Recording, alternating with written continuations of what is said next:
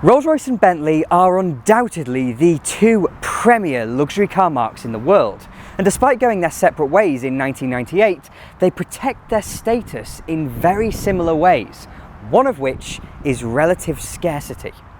But there's one car in their history that rather ignored that principle, so today on TwinCam, this is the Bentley T-Series and the Rolls-Royce Silver Shadow. But before we get into it, this car is going under the hammer at Manor Park Classics. So if you'd like to get your hands on this hunk of classic British luxury, then please do follow the link in the description. But the more astute of you may have noticed that this isn't a Rolls-Royce, as the title would suggest. Instead, it's a Bentley T1, which is totally different in every single way, apart from virtually everything. So before we really get into it, let's start with that bit. To those of you over a certain age, it would be obvious for me to say that Rolls-Royce and Bentley were once one and the same. But it's now 25 years since divorce proceedings began, so let's rewind to 1931. Rolls-Royce were already building the self-proclaimed best car in the world, but Bentley were on a very different footing. They were founded only 12 years previously, but Bentley had won 5 in the first 8 runnings of the Le Mans 24 Hours. But superchargers weren't cheap, and the Great Depression forced Bentley into the hands of Rolls-Royce.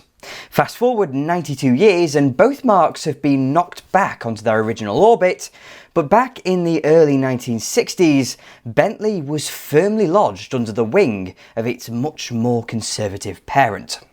For that reason, and for our purposes, they might as well be interchangeable. And as they built around 13 times as many Shadows as they did Bentleys, please don't be surprised that this story is mainly one of Rolls-Royce, despite the badge on the back. Just as it is today, however, these two names were at the very pinnacle of the motor industry, with the Rolls-Royce Phantom looking down on the plebeian class, and if you think the modern Phantom is exclusive, then you ain't seen nothing yet.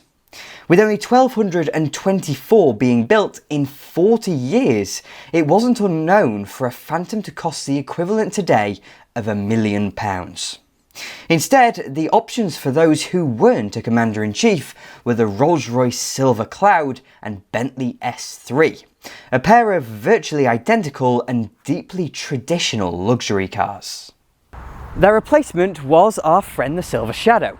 But the title I've given this video I think can be a little bit misleading, because while the Shadow is known for being the most numerous Rolls-Royce, it was also the first modern Rolls-Royce. And back in 1965, these things were radical. But despite saying that, let's get one thing clear. Rolls-Royce didn't innovate. They never have done, and they probably never will do. Instead, they cherry-pick what's worked best for other manufacturers, then feed them in and re-engineer them to suit the luxury and solidity that a Rolls-Royce demands. And I think that's the lens through which we can see this car's entire gestation. The Shadow and T-Series had a list of Rolls-Royce firsts as long as your forearm. And at the top of that list is that this was their first car to feature monocoque construction. All that means is that the car doesn't have a separate chassis on which the body is placed, and that very well could have placed a roadblock in front of its future. You see, traditionally the buyer of a Bentley or Rolls-Royce did so on a very individual basis, because while the chassis may have been by Rolls-Royce, the body was bespoke, crafted by a traditional coach builder. But in 1946, Bentley launched the Mark VI, followed 3 years later by the Rolls-Royce Silver Dawn, both complete with their first mass-produced factory body. However, these cars were constructed just as before, with separate chassis, and therefore retain the ability to receive a coach-built body. The road to standardisation had begun, and that's why the Silver Shadow matters, because this is the car that formalised the standardisation of buying a Rolls-Royce or Bentley saloon. But if unitary construction had the opportunity to cloud the perception of a Rolls-Royce, then why did they chase it? Well, a monocoque had already become the norm for the rest of the motor industry because it was just better. A unibody car is lighter, safer in an accident, better to drive, and most importantly, smaller. It sounds strange to list that as a positive when referring to Rolls-Royce, but switching to a monocoque allowed for considerably better packaging, allowing much more space in a car 9 centimetres narrower and 18 centimetres shorter than its predecessor. Funnily enough, the idea of a smaller car appealed to Rolls-Royce in the late 1950s, leading to discussions with BMC that came to little, but the ideas were eventually folded into the shadow. Size did matter here though, because in the early 1960s, Britain was becoming more congested, and it was no longer deemed classy or acceptable for a car, even a Rolls-Royce, to be expressively wasteful. It may have been a thing in the United States, and it may somewhat be a thing today, but the Silver Shadow had to be elegant, yet tasteful, in a manner Rolls-Royce had seen the Jaguar Mark X fail to be. Unitary construction was totally accepted in passenger cars by the mid-1960s, so in this instance, this really was Rolls-Royce belatedly catching up with the game. Lancia and Citroen, for example, had been using it since the 1920s and 30s respectively, and the latter manufacturer, always an innovator contrasted to Rolls-Royce's conservatism, would be responsible for the Shadow's other major advance, the suspension. But before we talk about it, I want us to go through that sense of modernisation, because it's 1965 and the Silver Cloud may be very regal and even very pretty, but nothing about it was modern. And Rolls-Royce stared down this problem, rushing towards it, because it was now 20 years since the war. And while Britain made do with its existing infrastructure and society, much of the rest of the world had moved on. And in 1963, Mercedes-Benz brought out the 600, known as the Grosser or Grand Mercedes. And Rolls-Royce saw this and realised their new car was the best in the world, or nothing. So who knew best about suspension and brakes? Well, it had to be Citroen. In 1955, the French had essentially cracked the art of ride quality with their stratospherically clever DS. Not only did it look like it was from the stratosphere, but beneath the skin was a hydropneumatic system that controlled the suspension, steering and brakes. A DS didn't have archaic physical springs. Instead, it had a set of funny-looking green spheres, which were supplied with hydraulic fluid from an engine-driven pump. Inside the spheres, the non-compressible fluid acted as the damper and ride height control, and the springing was performed by compressible nitrogen gas. The two were separated by a set of rubber diaphragms and together produced one of the best riding cars the world has ever seen. The DS was so good that its properties were commonly emulated, most famously by BMC, but even by the Grosser Mercedes, whose hydraulic system even powered the windows. But Rolls-Royce would go one better and license the entire system from Citroen. That being said, the Silver Shadow suspension isn't a direct lifting from the DS. In fact, it's almost completely re-engineered to suit the feeling of solidity expected from a Rolls-Royce. For that reason, it acts more in terms of self-leveling than full suspension control, and to those ends, as well as keeping it from sinking when stationary, it also has a set of conventional coil springs with double wishbones at the front and semi-trailing arms at the back.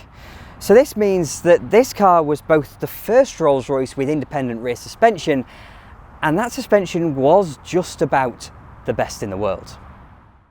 Just a minute ago, however, I mentioned braking, and though this wasn't lifted from Citroen, I'd wager a guess that the hydraulic systems hiding beneath the Shadow gave way to another major Rolls-Royce first, disc brakes. Discs aren't something to really shout about for 1965, but such is the conservatism that the Silver Cloud had drums all round. The Shadow would take that leap, bringing discs to every corner. But fortunately, unlike Mercedes-Benz, the comfort options weren't hydraulically powered. The Silver Shadow and T-Series may have been relatively radical beneath, but they certainly weren't a revolution internally, barring all the extra room freed up by its construction. It's all very traditional, with trees and cows abound and a typically British approach to ergonomics. There's a charming higgledy-pigglediness to the dashboard, but it's so very lovely.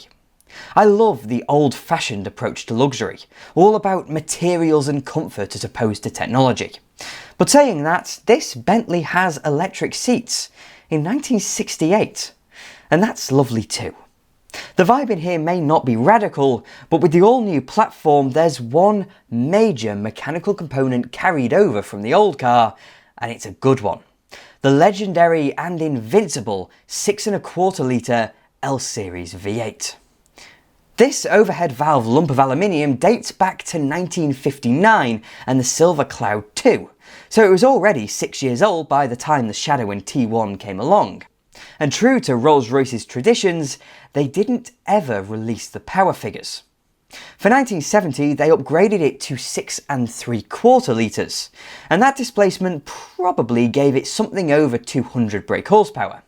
But as everyone always says, it was suitably adequate.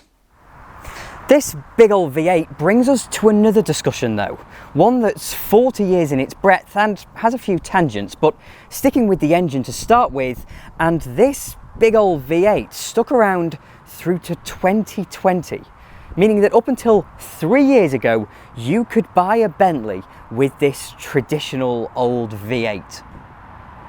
But more importantly and consequentially, there's a problem with the Shadow, and it's called simply the passage of time. You see, this car may have been rather revolutionary for Rolls-Royce, but its popularity, I feel, brings with it an unwarranted perception. I've hinted at this being the most successful Rolls-Royce of all time, but that fact cannot be understated. They built just under 32,400 Silver Shadows and Bentleys across 15 years, and if we compare that to the fewer than 8,000 Silver Clouds, you can see why this was such a big deal. And though there are numerous factors, I think the styling was a major driver of that success. I, for one, don't think the Shadow is a pretty car. Instead, it's immensely elegant and understated considering what it is. Because with the drive to make the car smaller, the Rolls-Royce as a genre took on a simple 3-box silhouette. The flowing wheel arches were relegated to history, replaced with a more delicate expression of character. In fact, every single styling feature was new on this car, barring the quad headlamps and traditional grille, both of which are integrated perfectly, as opposed to looking grafted on.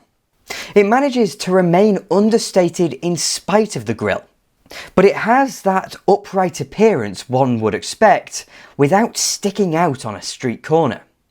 The Silver Shadow is a car you could park up and not feel pretentious about, but be reassured that you own, by far, the smartest car on the street. In 1965, the vibe of these cars was perfect. Understated yet characterful, and modern yet solid. But back then, taste moved on much more quickly than it does today, and allied to relative commonality, 15 years of Silver Shadow production somewhat affected the aura of a Rolls-Royce. Not existentially, but these became criminally cheap, and because the Bentleys were all but identical, this name could very well have been killed off. The Silver Shadow and T2's successor was the Rolls-Royce Silver Spirit and Bentley Mulsanne, both of which carried an eerily similar style. In fact, this silhouette would run in Rolls-Royces from 1965 to 2002, by which point both marques had to reinvent themselves. Had BMW and Volkswagen not picked them up, we don't know what would have happened to these two famous names. But taken in a narrow field of view, these cars were the most successful and arguably important Rolls-Royces of all time, yet with a wider field of view, they also sowed the seeds for a period of total stagnation. And I think that's a lesson for all of us in this divisive society, that the ability to appreciate nuance is a virtue. And on that note, thank you very much for watching. If you enjoyed the video, then please do click like and subscribe to TwinCam as well. I'm forever indebted to my wonderful Patreon supporters, so if you'd like to support me that way, then please do follow the link in the description. And I'll have more videos coming along soon.